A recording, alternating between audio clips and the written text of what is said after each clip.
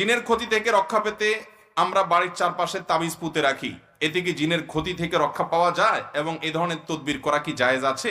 যদি জায়েজ না থাকে তাহলে জিনের ক্ষতি থেকে বাঁচার উপায় কি? দেখুন, জিনের ক্ষতি এবং উপদ্রব থেকে বাঁচার জন্য নানান কাজ আমাদের দেশে হয়। এর ভিতরে একটা হলো এই যে ঘরের চার কোণে চারটা তাবিজ পোতা ইত্যাদি ইত্যাদি। এরকম কোন শিক্ষা নবী সাল্লাল্লাহু আলাইহি সাল্লাম থেকে আমরা পাই না। বরং দুষ্ট জিনের উপদ্রব থেকে বাঁচার জন্য, ব্ল্যাক ম্যাজিক থেকে বাঁচার জন্য সূরা ইখলাস, সূরা ফালাক, সূরা নাস সকাল সন্ধ্যা ৩ বার পড়বেন। বিসমিল্লাহিল্লাযী লা ইয়াদুররু মা ইসমিহি শাইউন ফিল আরদি ওয়ালা ফিস সামা ওয়া হুয়াস সামিউল আলিম সকাল সন্ধ্যায় ৩ বার পড়বেন। হাসবিয়াল্লাহু লা ইলাহা ইল্লাহু আলাইহি তাওয়াক্কালতু ওয়া রাব্বুল আরশিল আযীম সকাল সন্ধ্যায় ৭ বার করে পড়বেন। আয়াতুল কুরসি পাঠ করবেন। যখনই বাসায় ঢুকবেন বিসমিল্লাহ বলে ঢুকবেন। শুধু আপনি একা ঢুকলে হবে না, যত মানুষ বাসায় ঢুকবে সবাইকে বলবেন বিসমিল্লাহ বলে ঢুকতে। হাদিসে আসছে বিসমিল্লাহ বলে ঢুকলে শয়তান সাথে ঢুকতে পারে। এবং টয়লেটে যতবার যাবেন দোয়া পড়ে যাবেন, বের হওয়ার সময় দোয়া পড়ে বের হবেন। টয়লেটের দরজা বন্ধ করে রাখবেন, ওটা সুদুষ্ট জিনের বা শয়তানের থাকার জায়গা।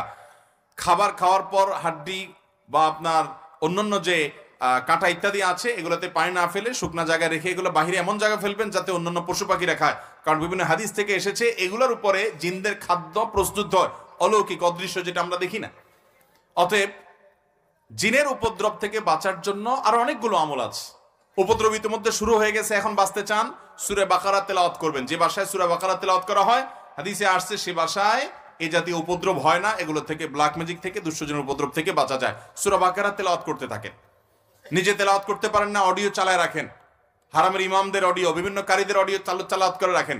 পরীক্ষিত আপনার বাসায় অস্বাভাবিক আচরণ দেখছেন, দুষ্টজনের প্রভাব মনে হচ্ছে, আপনি আমলগুলো শুরু করেন। সেই সাথে ঘর থেকে সকল হারামের যত সিম্বল আছে সেগুলো সব সরান। এভাবে আপনি যখন দায়িত্বশীল আচরণ শুরু করবেন ইনশাআল্লাহ বিইذনিল্লাহ জিনের উপদ্রব দূর হতে বাধ্য। আমরা আজকাল সবকিছু সহজে করতে চাই, জান্নাতে যাওয়ার জন্য আমল করতে কষ্ট হয়। এই জন্য অনেকে এমন কিছু পীর ধরে যে পীর তাকে মিথ্যা আশ্বাস দেয় যে তুমি আমাকে হাদিয়া দোফা টাকা পয়সা দিয়ে দিবা, আমি পার করে দিব। ঠিক একইভাবে আমাদের নবী সাল্লাল্লাহু আলাইহি সাল্লামের কাছে কেউ কোনো সমস্যা নিয়ে গেলে তিনি আমল শিখাই দিতেন। আমরা চিন্তা করি আমল করা তো কষ্টের, তার চাইতে হুজুর একটা তাবিজ লিখে দেখ, বাস কাহিনী খতম। অতএব আমরা আমল করবো তো ইনশাআল্লাহ, সকাল সন্ধ্যার আমলগুলো করবো, ইনশাআল্লাহ তাআলা হেফাজত করবে। জমি বন্ধক রাখা জায়েজ আছে, এটা কোনো নাজায়েজ কাজ না। মুশকিল হলো জমি বন্ধকের শরঈ পদ্ধতি আমাদের সমাজে খুব একটা বাস্তবায়িত হয় না। ধরুন আমার কিছু টাকা দরকার, আমার কাছে জমি আছে, আমার এই জমিটা আমি ওনার কাছে বন্ধক রাখলাম, বন্ধক রেখে ওনার থেকে টাকা নিলাম। এটা হলো মূলত ধার নেওয়া। আমি ধার নিয়ে আবার টাকাটা দিতেও পারি, নাও দিতে পারি, টালবাহানা করতে পারি। সেজন্য যাতে এটা করতে না পারি সেজন্য জমির মূল দলিলটা তার কাছে জমা রাখলাম। যদি আমি ঝামেলা করি, এটা জমি বলে কোনো কথা না, একটা মোবাইল ফোন জমা রেখেও টাকা ধার নেওয়া যেতে পারে। যে আমি যদি গড়িমসি করি তাহলে উনি এলাকার মান্যগণ্য মুরব্বী, চেম্বার মেম্বার, এলাকার ইমাম সাহেব, মুরব্বীদের মাধ্যমে বিচার সালিশ করে ওই মোবাইল বিক্রি করে ওই জমি সেটা বিক্রির উদ্যোগ নিয়ে, বা যে জিনিস হোক সেটা বিক্রির উদ্যোগ নিয়ে উনি ওনার টাকা আদায় করতে পারে, যাতে কোনো ঝামেলা করতে না পারে।